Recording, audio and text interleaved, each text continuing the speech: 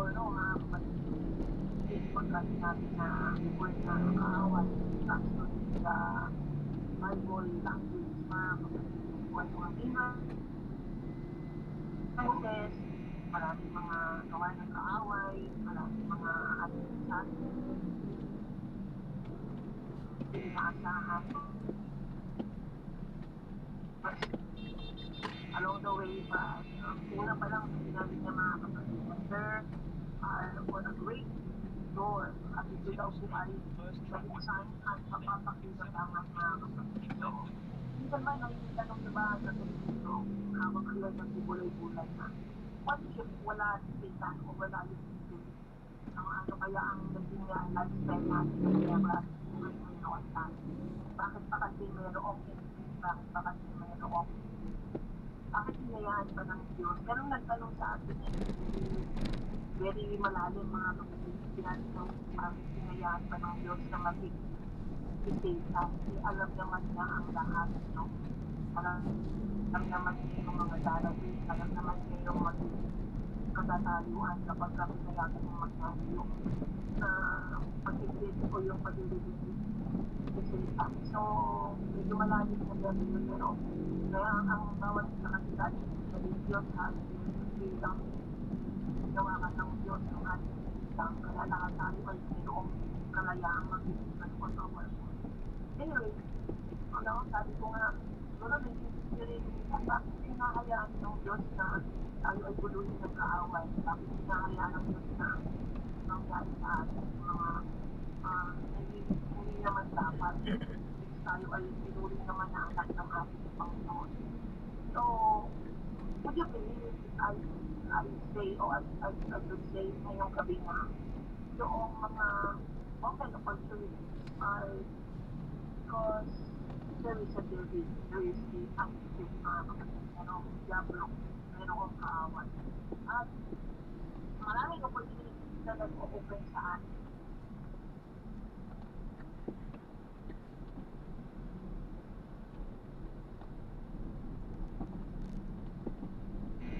Napopromote tayo many ways. Ang promotion naman is that of bibigay sa atin sa mga pagkakataon mga kapatid na tayo ay na-update ng Panginoon na matuloy ng pag-ibig. So, nagkakaroon ng open doors for atin. Nagkaroon tayo ng realization. Dami-daming mga pwede natin pag-ibigay o bibigay sa atin ng Panginoon. But adversities o yung mga kaaway o yung mga events mga kapatid ay indicator mga kapatid kung nagtuturo o sila yung nagsasabi o sila yung mga paraanan para tayo po ay malaman natin kung nasa ang side ba tayo, no? Sabi nga, it's God sa atin. So, sometimes kapag tayo ay nangyari na yun, doon natin nakikita kung nasa ang side ba tayo. But there is no David without Goliath. No? Walang David kung hindi nagkaroon ng Goliath. Kung wala sa kaaway o wala sa kapatumpang kaaway. At there was no Joseph without the betrayal. Hindi siya na-promote, siya nagkaroon ng kalagayan sa doon na again, mga kapatid ay nakapagsakip ng Israelites ng bayan ng Israel. So, kapag tayo pala at nagkaroon ng mga adversity, nagkaroon tayo ng mga advanced situation, naman ng mga mukha niya, naman ng kalagayan niya, dumating sa ating mga kapatid. It is an open opportunity, an open door for us for new promotion, to level up, nag-level up tayo mga kapatid.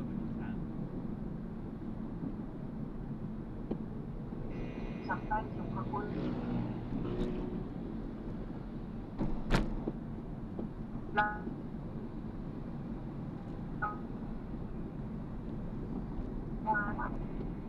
along the way ng journey natin, no? Minsan, akala natin, bullseye na, akala natin, okay na ang bawat sitwasyon at aani na lamang tayo sa ating mga pinagpaguran. At the end of the day, nakikita natin yung ating sarili na nag-aayos, nagkukumpuli, no? Nagkukumpuli ng mga bagay-bagay. Then,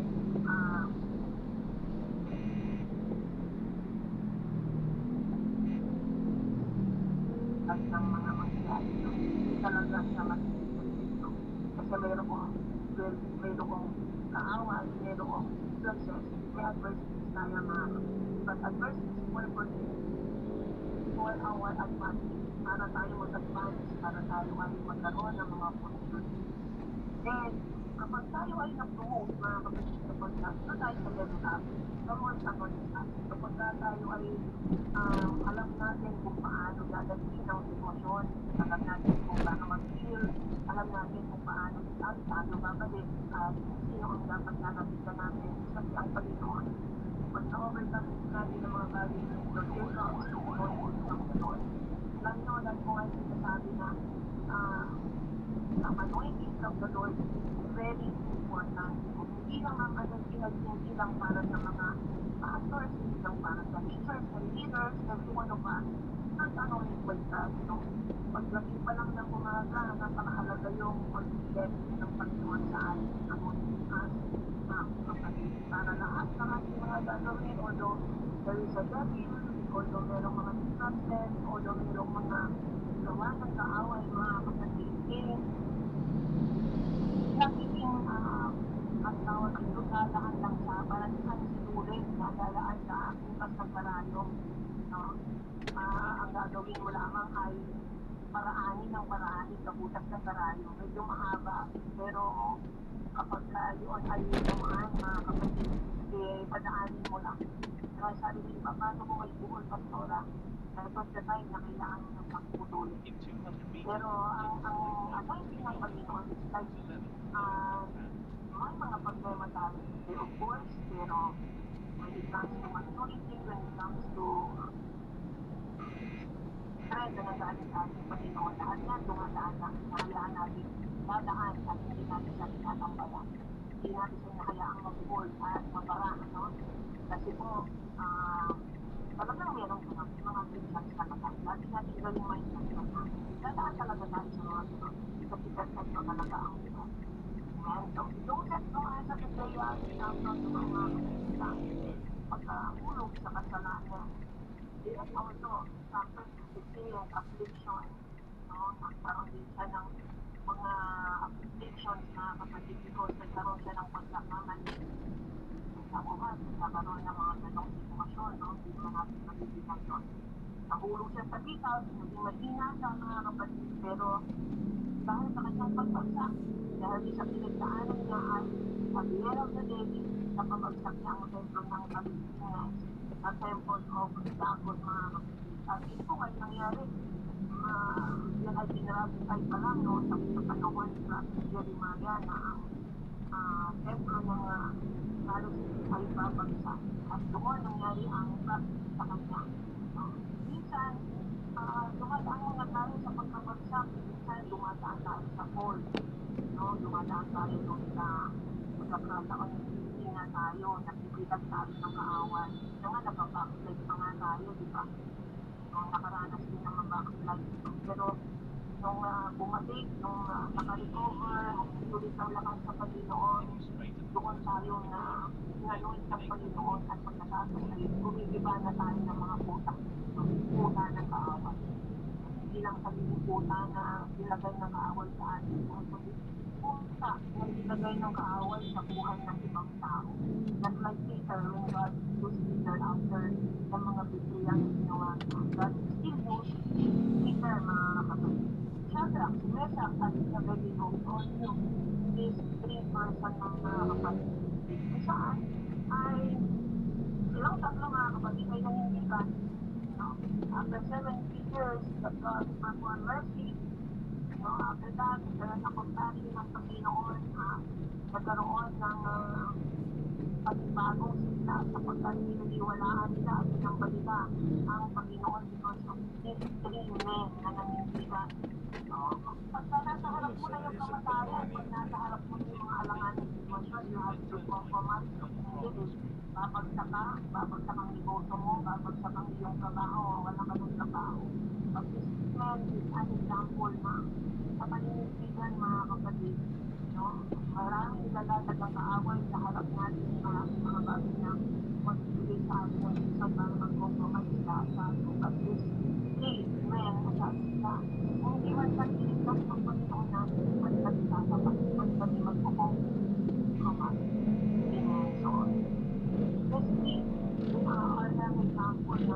magiging makandigan when it comes to faith, when it comes to pagkakilala sa Panginoon na pinaglilingkuran niyo. So sana naman na maging ganun din tayo. Kaya nga isulat sa Biblia para maging example sa atin na hindi rin naman gaya ng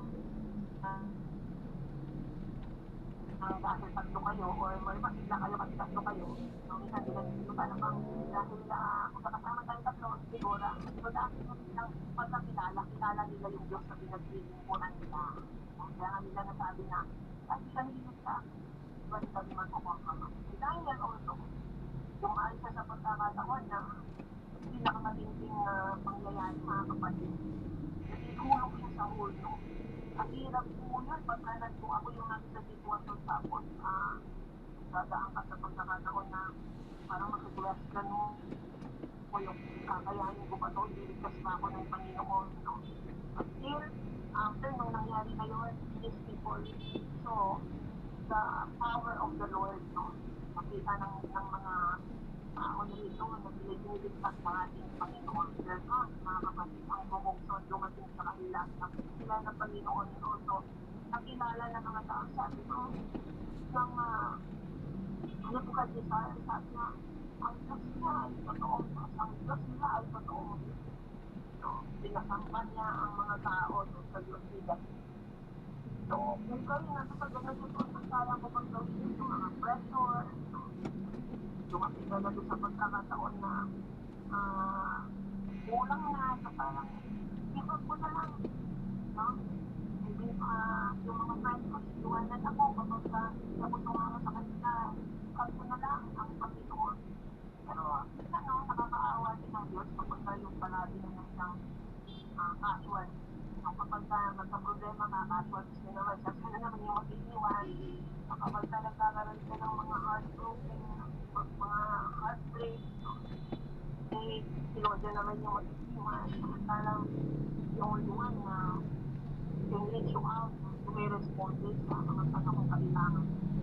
So, kapag kami naman tayo mga ganitong sitwasyon na kapatid, ano natin, tataka natin tayo, or hindi man natin agad mahalalap na sana pati yung pagkakataon na kapag nandun tayo sa harap natin ng kaaway, sa harap natin ng mga panganib, mga kompromiso, so, itatak natin sa amin. Kapag napagtagumpayan natin ng mga bagay nito, ito yung mga choices ng ating mga buhay na magdadagdag sa pag-uusap sa pag-uusap. Ako, by experience, mga kapatid, no, lagi kong pinapanaw din na utang ko sa Panginoon ang lahat ng mga bagay. Dahil nagtagumpay ako sa ganang sa kukunin, bibigyan ka rin naman ng lakas ng Panginoon. Bibigyan ka rin naman ng mga tao ng Panginoon na mag-a-update sa'yo, mag-encourage sa'yo, tutulungan kami, saka papagalitan ka pa, no? Minsan, gagamitin ng Diyos yun para sabihin sa'yo yung gusto niyang sabihin, no? Minsan, akala natin sinusumbatan tayo, pero ang totoo, pinahahalin ng Panginoon sa atin. Yung mga salitang yun upang maalala natin na ano tayo kapag tumayo sa Panginoon. No? Dito tayo para magmalaki sa harap ng Panginoon na after all this ay iniwanan natin ang ating Panginoon. And because of our testimony, yung kapag nagtatagumpay tayo sa harap ng mga kaaway na ginagawa ng diabo sa atin, no? Ay magiging maliwanag tayo at tayo po ay nagiging halimbawa sa pamilya, sa magulang, sa mga anak. At yun po ang napaka-importanting buod ng mission ng ating Panginoon na tayo po ay maging liwanag. So malaki po ang gagampanan ng sablo para tayo ay maging shining, shimmering, brighter at mga malaki yung gagampanan niya. Talagang merong diablo na tutulso sa'yo, merong diablo na lalagyan ka ng kapituran, merong diablo na uguluhin ang iyong matinong kaisipan. Malaki yung gagampanan niya, malaki ang gampanin natin bilang mga magkakapatid sa Panginoon. Sa iglesia, kapag merong mga dumadaan sa mga pagsubok, no? Para makapag-perform ng miracle ng Panginoon, because the church is always under attack, no? Under pressure, lalo na yung bawat family, no? Kung papansin nyo, no? Kapag nagkagulo na sa loob ng church, ng bahay, ng pamilya, naapektuhan na ang pag-church natin, naapektuhan na ang paglilingkod. Kasi alam mo, Diablo, nakahinaan natin ang family. Alam ng Diablo, nakahinaan natin ang ating mga loved ones. So, just like po, sila, yung mga brethren nila habang sila'y nasa bulong ng mga kapatid they pray for the sila. Kaya noong nandoon sila nakapag-perform, mga kapatid ng miracle when they worship the Lord, praise the Lord, meron pang na-convert mga kapatid because the Lord performed His power. So, kapag ako tayo ay nasa gitna ng mga pagsubok, nasa gitna tayo ng kawalan mga kapatid na pinahintulad ng Diyos na ang sabi ng kumain ko sa atin, amen, merong mission, merong tagumpay at merong mga nakukonvert because of our good testimony mga kapatid. So minsan, gagaling ka sa matinding pag-usi, minsan pinubugbog ka na, minsan nung patay ka na, gumadakot ka na lang para makapagpatuloy, pero ang sablo talagang hanggang sa pinupuli pa ng bibig mo at ang puso mo ang Panginoon, hindi ka na talaga tatantanan, parang may bilis yan mga kapatid. Pero hindi nga at hindi nadadagdag ang plano ng Diyos sa buhay. Nobody can destroy God's plan. Kahit na sabihin natin na marami ka pang pagdadaanan, minsan may mga tao nga na mananampalataya na nakakagdag lahat yung bumalik sa Panginoon na doon pa rin yung plano ng Diyos, hindi nawala yung plano ng Diyos. Nag-perform pa din ang plano ng Panginoon sa kanilang mga buhay. Kapag nag-response tayo, kapag naging mindset natin na laging maging mapagtagumpay, sabi ng Panginoon, you are more than conqueror. Kung merong mapagtagumpay, maging mapagtagumpay sa kalibutan, maging tayong mapagtagumpay. Kasi kung napagtatagumpayan lang nila yung mga kasasakitan, na wala ang hindi nakasama ang Panginoon, na more than conqueror sa atin, even the spiritual reveals, no, the spiritual word ay ating pong pinakasagupa. Hindi lang halata, hindi lang maunawaan ng iba, pero araw-araw pa rin nakikipagsagupa mga kapatid sa spiritual na mga bagay. Kaya nga dinigit natin ang lahat ang napagkasali ng Biblia ang nakapagpigil hanggang wakas sa isang maliligtas. So, hindi po yan yung gutom lang, hindi po yan yung magsigat na karamdaman lang kasi lahat sila nagdadaan tayo dyan. Pagkos siya sa spiritual realm na ating pinapatarap, pinapatupa araw-araw. Hirap pong gumawa ng puti, mahirap pong magsingkod ng nasa isang lugar na puno ng kadiliman, no? Pero tayo'y nagliliwanag dahil kay Cristo. Praise the Lord. So, praise God. So, sa gitna ng mga ginagawa ng Diablo sa atin, mga kapatid, just like Paul and Silas, mga kapatid, they remain praising, sila po ay nanganalangin, sila po pumaawit pa rin, no? Hindi po sa inyo, kapag nasa gitna ng pagsubok, ay nakukuha pang bumawit ng masaya sa Panginoon. Amen. So, baka instead ng iyong panalangin ay ako ay masaya, ikaw ba ay masaya? Ang buong paligid ay masaya. Sa ganyan ang awit mo, baka I surrender all. Suko na ako, Lord. Paala na kayo dyan. Kaya nyo na yan. Ay, nagtawan, hustik na nataharapan ninyo mo nagsasabi ng kulinanan. Sabi ko naman ninyo, dumanak tayo lahat ng mga bagay na natin. So, salamat sa Panginoon kasi just like the Shunammite women, mga kapatid, doon sa 2 Kings chapter 4, mga kapatid. Noong naghanap ng mga lalagyan, mga kapatid, ang propeta ay nakahanap sila ng mga lalagyan doon sa kanyang mga kapitbahay. Ibig sabihin, merong mga kapitbahay na tumulong sa kanya kasi naging mabuti siya doon sa kanyang mga kapitbahay. They are the ones who bless these Shunammite women. Maluwag naman doon. Masukot doon. May mga panahong nakikelebrate siya, may mga panahong nakikaagapay siya, kaya po siya ay Diretso lang to? nung humingi siya ng mga lalagyan sa kapitbahay, nagbigay sila mga kapatid. At yung kanyang mga neighbor ay naniniwala sa breakthrough na ibibigay ng Panginoon sa kanila. Sometimes, these neighbors na ginawa natin ng mabuti, tayo naging blessed sa kanila one day, they will also bless us. Pag tayo ay walang-wala na sa isabig na sagad na hinang-hina na mga kapatid, gagamitin ng Panginoon ang mga mabubuting bagay na ginawa natin sa iba, babalik at babalik sa atin para din tayo ay i-bless mga kapatid. So, praise God. So, ang ating mga bata sa buhay, alam ko, narinig nyo naman ito palagi. Pero, Diretso lang to? always, Kabilang kanto po kayo kapag tayo. binabanggit natin yung mga words na ito, no?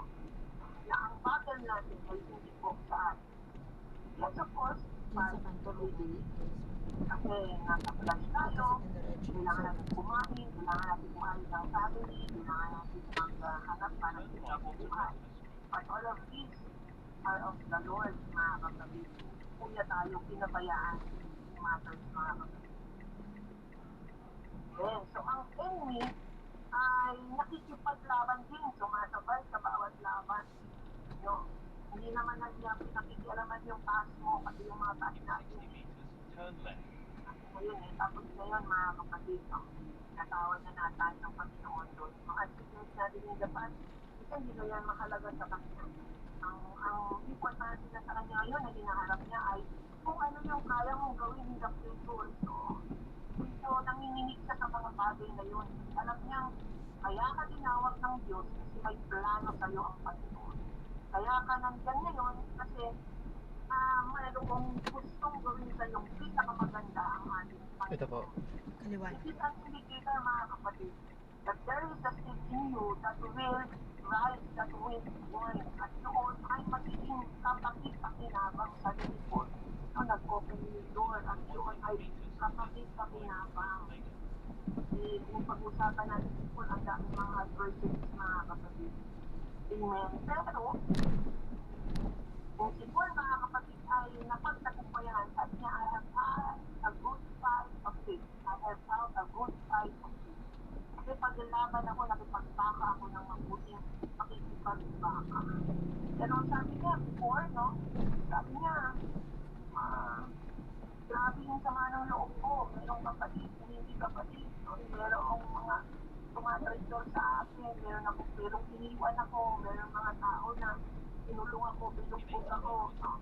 Grabe yung pinagdaan niya. Pero at the end of the day, sabi niya, pakipaglaban ako ng malinam na pakipaglaban. Pero kapag babalikan mo, eh binugbog na siya eh. Wala siyang magawa eh. Samantalang kaya niya ang bubugin yung mga tao ninyo. Kaya niya lumaban, mga kapatid ng patas. Yung patas, ibig sabihin mo, parehas bubugan na lang tayo, tabunutan na lang tayo. No? Siraan na lang tayo. Pero dahil sa'yo may pananampalataya, nag-iwan siya ng magandang halimbawa. So, the Lord anoint also ministry. Grabe yung anointing ng Panginoon na binigay kay Paul na hanggang ngayon idalaga na natin yung pananampalataya na nakarating sa ating mga kapatid. At alam ng Diyos, mga kapatid, na Saan ako i-exit mo? alam ng Panginoon na lahat Pwede tayo po kayo ay bumalik, mayroong sir, potensyal. nandiyan. Alam ng Panginoon at kilala ng Panginoon kung sino Okay. tayo. I believe hindi ka naman tinawag ng Diyos. Just for Doon, hindi na kasya doon. May tricycle sa kanto. Hindi, dito sa kabilang tayong barkada, tayong samahan, no? Tinawag tayo ng Panginoon, mga kapatid, for us to be anointed.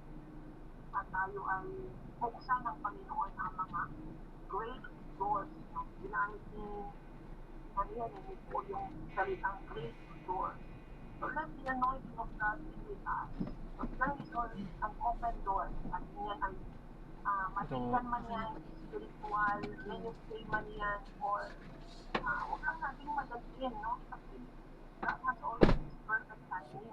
Kasi yung mahabang panahon sa atin ay Ay, Diyos ko. maikling panahon lang sa Panginoon yun, mga Walang kapatid. pakialam sa ano. Kung yan man ay blessing, ministry, salvation ng family na matagal mo nang ipinapanalangin, yan man ay promotion, trabaho man yan, o ano ang sabi ko nga kanina, ang promotion is not just promotion sa trabaho, ang maturity na ating pananampalataya, paano tayo mag-isip, paano tayo kumilos ay promotion din yun kapag nag-mature ka spiritually, mga kapatid.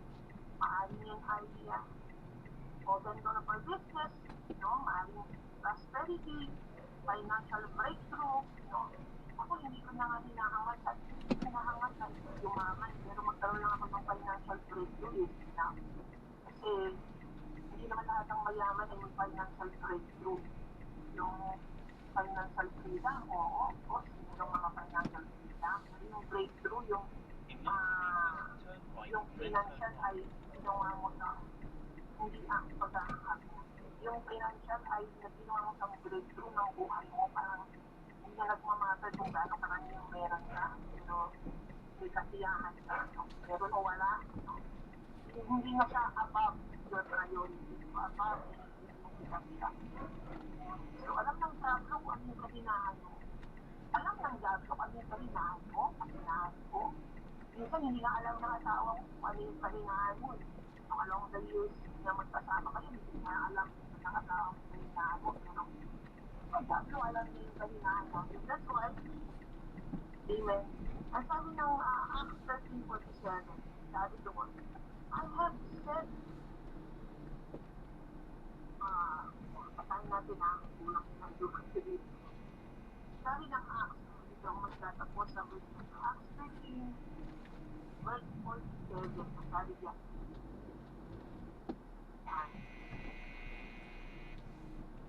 for so has the Lord commanded us, saying, I have set to be a light of the Gentiles that thou shouldest be for salvation unto the end of the earth. So, ganito ang pinabuti ng panitaan ng Panginoon ang sinasabi, ilagay kitang isang ilaw ng mga hindi upang ikaw ay maging ay kaliligtas hanggang sa kahuli-hulihan hangganan ng lupa. Ay equal mga kapatid, pero tayo ay mga bahagi ng pananampalataya at ministry equal. So, sabi ni Paul, imitate me as I imitate the Lord. So, tayo maging ilaw sa mga hindi. Yes, I see. Just like everyone na hindi naman tayo Hudyo, we are all Gentiles. So, yung anointing na nasa iyo can perform miracles, can perform good testimony, can perform, mga kapatid, the power of the Lord. If you can be light to the Gentiles. You can be light to the Gentiles. Sa katawa mo, sa anak mo, sa anak mo, sa kapitbahay mo, everyone na nag-surround sa'yo, mga kapatid. Yung anointing ng Panginoon is enough para tayo ay maging ilaw. So, isang taong mananampalataya na may ilaw na anointing from the Lord, nagiging blessing siya to everyone. 20 nga. Even to himself. Even to themselves. Yung may balat, yung may balat. Blessed by God, mga kapatid. Mararamdaman mo yan eh. Mararamdaman mo sa sarili mo. Kailangan nga lang, pinagingat tayo ng Panginoon na huwag maging mayabang kapag nalaman natin tayo anointed by God. Kapag tayo ay biglas ng Panginoon, sabi ng Panginoon, tinuturuan niya ang mga mayayaman o yung mga blessed. Kaya ibig sabihin, kapag tayo ay nandun nga sa promotion, hindi tayo narurok ng blessed by God, ay tinuturuan tayo ng Panginoon na maging mapagpakumbaga. So, huwag natin hayaan na sirain ng Diablo yung plano ng Diyos sa buhay natin. Ang plano ng magulang natin sa atin, is ruined by the devil, pero yung plano ng Diyos ay hindi po yung kaya palihin naman sa tayo. Not unless napayagan mo.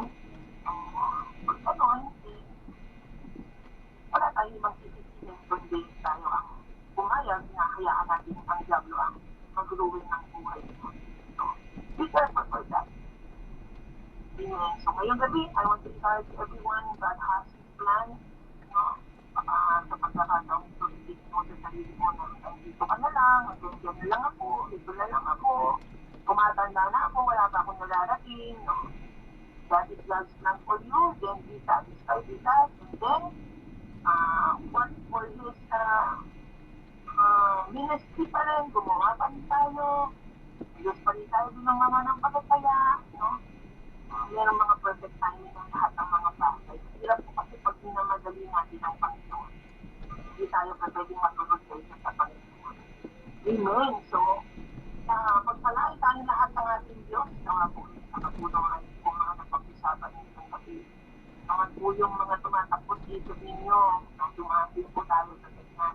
So, I believe na pagtatagumpayan mo ang lahat ng bagay nito. Kasi nagpapatuloy ka, nagtataga ka, what should I say, parang hindi man maging madali sa'yo yung paglakad ng Diyos ng buhay. Pero sabi nga, kung mag-eskwelahan, pag-perfect attendance ka lang papatagaling. Hindi naman sobrang talino sa eskwelahan, pero pagka ka pumapasok, pumapak ka din. And so, ibig sabihin, mag-strive tayo, kaya magpatuloy tayo mga kapatid. Because the Lord is our heart sa pabasa ng ating mga puso, mga design natin. Amen. So magandang gabi po muli sa inyo na kayo ng pagpapala ng Panginoon ngayon hanggang sa mga susunod na araw mga kapatid. Pakaingatan ng Panginoon ang inyong mga tahanan, mga anak ninyo, asawa, mga apo, mga kapatid, mga mahal sa buhay. Patuloy tayong manalangin ng walang sawa. Patuloy tayong huwag magsawa sa paggawa ng mabuti, maliit man yan, sa ating bagay. No?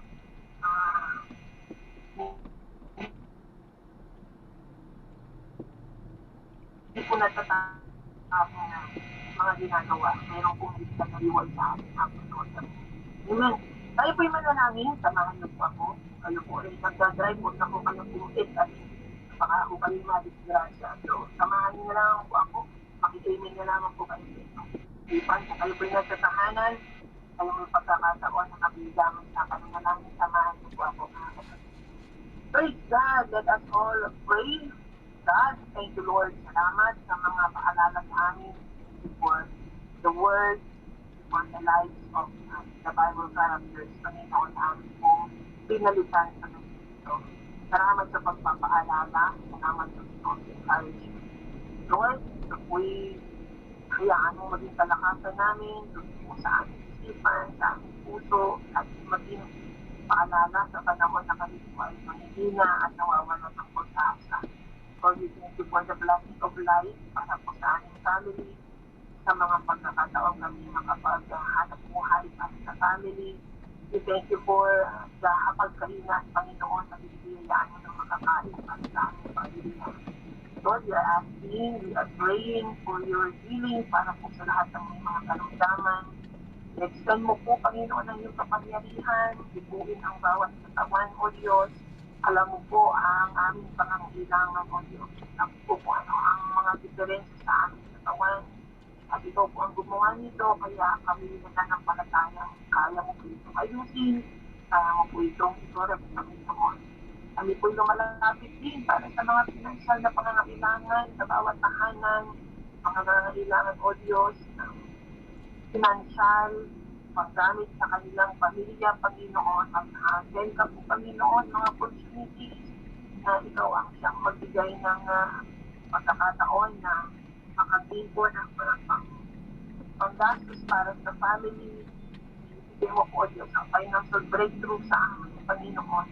Ang dalangin namin na ang aming spiritualidad, ang aming pananampalataya, O Diyos, ay lalong mag-init, lalo, O Diyos, maging malawi, ang patuloy, Panginoon, na mag-alap sa paglilingkod sa iyo. Kasi kami ng hina, O Diyos, kailangan namin ng iyong takip, kailangan namin ng iyong paalala. Gumamit ka ng mga tao, O Diyos, na kahit i-bless in a way, Panginoon, na sila ay maging blessing din sa amin. They pray for us na maramdaman namin ang pag-ibig mo sa pamamagitan, Panginoon, ng mga kapatid namin. Pagpalaan niyo po ang bawat isa. Datnan po kami ng kapayapaan sa bawat tahanan. Tukupan kami ng iyong kapangyarihan ng aming mga bahay, ang aming kasaman pumaroon, ang aming pamilya. Lord, magpahatid ka ng mga anghel, ipagsanggalang sa anumang kapahamak. Ang mga disgrasya, O Diyos, nagtitiwala kami sa iyong magagawa. Ikaw ay sabok na namin, Diyos, hindi mo kami kayaan, Panginoon, na mapahamak. So we are praying for the answered prayers, Panginoon. mga answered prayers. Also, we thank you, Panginoon, sa mga hinihintay namin sa kasagutan ng mga dalangin sapagkat ito ang pinakamainam, ang plano mo, O Diyos, para sa aming mga buhay. Salamat po, Panginoon, pagpalain niyo po ang bawat isa, pagpalain niyo po ang mga anak buhay, negosyo, trabaho, pagpalain niyo po, Panginoon, ang bawat isa sa amin, maging maliliit sa mga bata. Salamat po, O Dos. Salamat po sa kalingat. Kami matutulog, Ama. Ito ang magdidiksuhan po kami nagtitising bukas. Pakaingatan niyo po kami magdaman. Nakilayo kami sa masamang espiritu, sa masamang tao, Ama. Lord, we thank you. We glorify your name. We bless you, Lord. We exalt you, Jesus. Paghahari ka sa aming mga buhay. We claim victory. We claim healing, miracles, O God. Pakita mo ang mga bagay hindi pa namin nakita, O Diyos, para sa aming pananampalataya, para kami lumakas, O Diyos. Salamat po. Salamat po, Panginoon. Ang kapulihan sa lahat ng panahon. In Jesus' name, we pray. Amen. Amen. Praise God. Salamat po sa 22 na pumasok po sa ating link ngayong gabi. Kayo po'y pagpalain ng ating Panginoon. Magandang gabi po sa inyong lahat at tayo'y matulog na may kapayapaan. Salamat sa mga nag-send ng heart. Amen. So, magkita-kits tayo sa Sunday, mga kapatid. God bless you all. Bye-bye for now. Good night. Ingatan kayo ng ating Panginoon. Thank you, Jesus.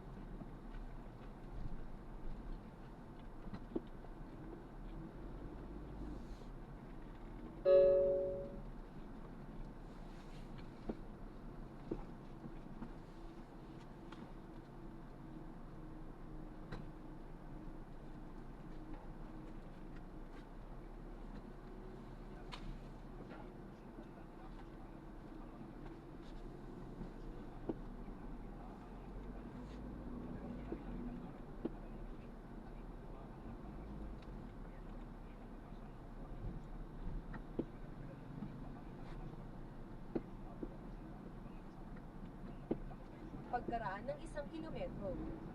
Sa rotonda lumabas sa ikatlong exit sa ARCA.